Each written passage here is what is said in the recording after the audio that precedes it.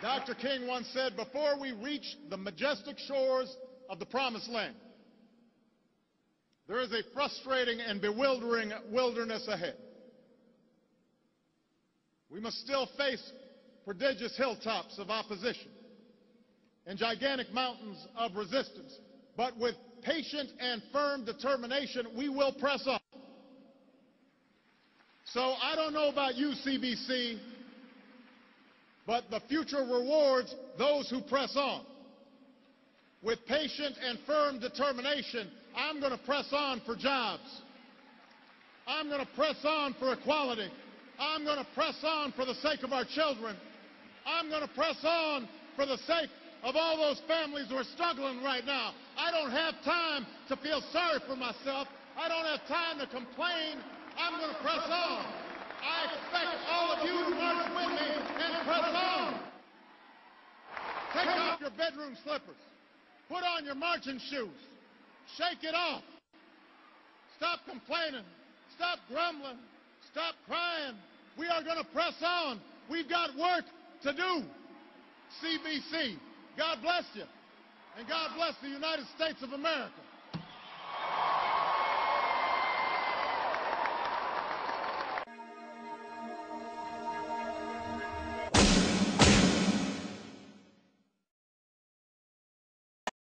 And now we have the opportunity to elect a new president. And we've got to be about the business, number one, of getting the commitments. We've got to have people tell us where they stand on these issues. What are they prepared to do? We've been in an interesting primary, a hard-fought primary. And guess what? We could have done a hell of a lot better with either Hillary or Obama, but now Obama is the presumptive nominee. He stands to be the president of the United States of America.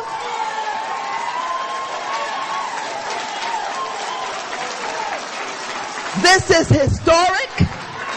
Many of us never thought it would happen in our lifetime, and we're pleased and we're proud. But we don't expect to take no stuff from him either. For the first time in at least 20 years, two top-ranking Democrats could face a public hearing over ethics charges. And the repercussions could be heard all the way till November. CBS News senior White House correspondent Bill Plant has the latest on that. Bill, good morning.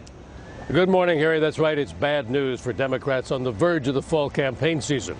The House Ethics Committee may announce as early as today that it is charging Representative Maxine Waters with ethics violations. The California Democrat is a member of the Financial Services Committee. She came under scrutiny after setting up a meeting with Treasury officials on behalf of a minority-owned bank, Boston-based One United, a bank to which her husband had financial ties. The bank ultimately got $12 million in bailout money. Waters maintains she did nothing wrong and so far has chosen to fight the charges rather than settle. With the charges already filed against Charlie Rangel of New York, there's now the possibility of 2 ethics trials beginning in September and lasting for weeks. Count 13, conduct. Rangel was charged last week with 13 ethics violations, including failing to report income, accepting an improper deal to rent a group of Harlem apartments, and using his staff to raise money for an institute named in his honor. 2 trials in the middle of Congress's campaign season could be very bad news for Democrats. Let's remember 2006. It was a half dozen major scandals involving Republican congressmen that cost Republicans control of Congress. But so far, Speaker of the House Nancy Pelosi is confident. Are you nervous about November? No, I'm not nervous. Well, Pelosi may not be nervous, but she and other party leaders have pushed both Rangel and Waters to settle rather than let this come to public trials. And the president has all but suggested that it's time for Rangel to resign. But so far, both Rangel and Waters say they're innocent and they intend to fight. Harry? Bill Plant at the White House this morning. Thanks very much.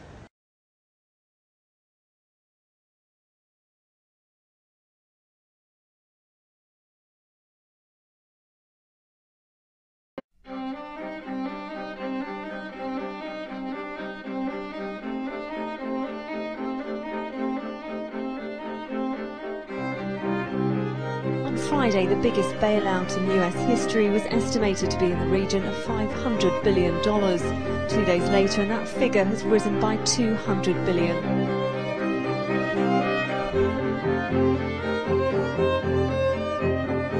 In 2003, the White House warning about Fannie and Freddie was upgraded to a systemic risk that could spread beyond just the housing sector. Mr. Chairman, we do not have a crisis at Freddie Mac, and in particular at Fannie Mae. There's been nothing that was indicated that's wrong, with Fannie Mae. But I have seen nothing in here that suggests that the safety and soundness of an issue, and I think it serves us badly to raise safety and soundness as a kind of a general shibboleth when it does not seem to me to be an issue.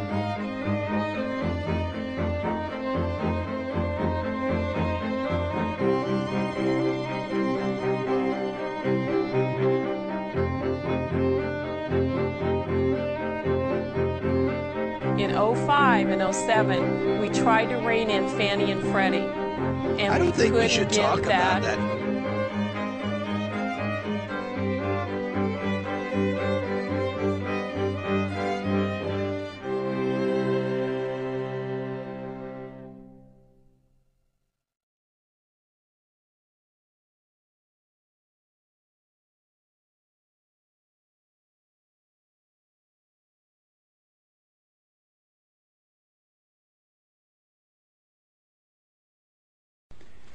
But discrimination isn't always that obvious. It's sometimes more subtle, but in many ways more insidious. An institutionalized discrimination that's hidden behind a smiling face. Housing agents who say, well, there are no vacancies right now. That you just didn't qualify for the mortgage because your financial credit history wasn't good enough. Last year, the Federal Reserve Board found African Americans are denied credit for homes at twice the rate white Americans are. And it is pervasive. It's what we found in the banking case in Texas, SacuBank in Texas. Discrimination in lending, discrimination in rendering mortgages. The bank has agreed to change its practices, as you heard from the Assistant Secretary. The bank has also agreed to a $2.1 billion agreement where they'll make $2.1 billion available to families who are low and moderate income across the country for mortgages. About 15,000 low and moderate income people will now be able to buy their own home because of the settlement we announced today. $2.1 billion is by far the largest settlement ever rendered to the federal government to settle a fair housing case. And in closing, the message of today is clear. You've heard it from a number of us now. This is a nation of laws, and this administration will enforce the laws. We'll take questions at this time. Yes, sir. Well, $2.1 billion that would not have been available to families of low and moderate income, low and moderate income families across the country. About 15,000 families we estimate will get mortgages who would not have gotten mortgages otherwise.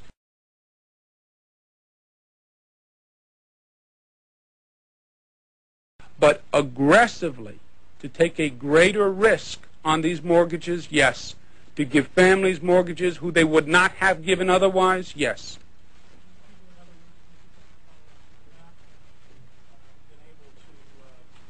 Get the loans at all. They wouldn't have. They would not have qualified but for this affirmative action on the part of the bank. Yes.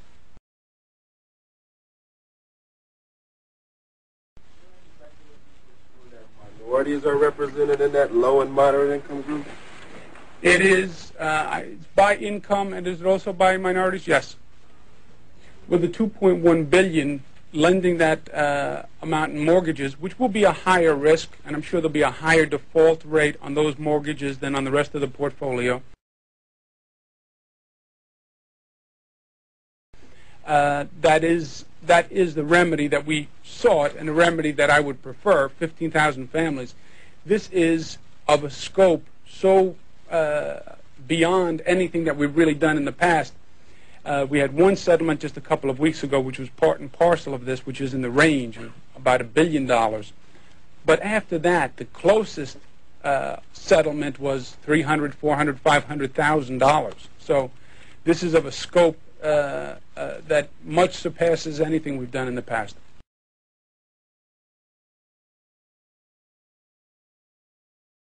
There was the Community Reinvestment Act, or CRA, passed in 1977 during Jimmy Carter's first year in office. The law increased oversight of financial institutions to ensure that they were giving credit to low-income families. We're going to make sure those banks do it and they don't discriminate. But the law went overboard. Institutions made loans they probably didn't want to make because they couldn't seem racist. It empowered these community groups who would then bully the banks. Acorn bullied the banks. Indeed, Acorn, the Associations of Community Organizers for Reform Now, would before long come up with a new tactic, challenging a thrift merger in Illinois, claiming they didn't make the kind of loans that Acorn felt were required under the CRA. A young community organizer named Barack Obama worked closely with the Acorn activists behind the new strategy. I've been a community organizer and helped design programs at the ground level. And that strategy worked. Acorn prevailed in court, and soon credit standards were being lowered across the country. While at first Fannie actually resisted buying up some of those shaky mortgages, at the tail end of the Clinton administration, Fannie Mae was told to substantially increase the percentage of those mortgages in its portfolio. Acorn's attorney was, well, you guessed it, Barack Obama. I have a background as an attorney. I've represented affordable housing organizations that build affordable housing, something that's a major issue in the district. Back in the 1990s, they used strong-arm tactics to force banks to give high-risk loans to low-income borrowers with bad credit. Acorn uses militant tactics. They call it direct action. Sometimes Acorn will actually send people to a bank official's home. They'll scare him, they'll scare his kids, again, all in an effort to get the banks to make these bad loans. You've gone back to Chicago and civic rights, civil rights. Right. I'm currently a practicing civil rights lawyer, which means that I get involved in a whole range of different issues that touch on issues of race.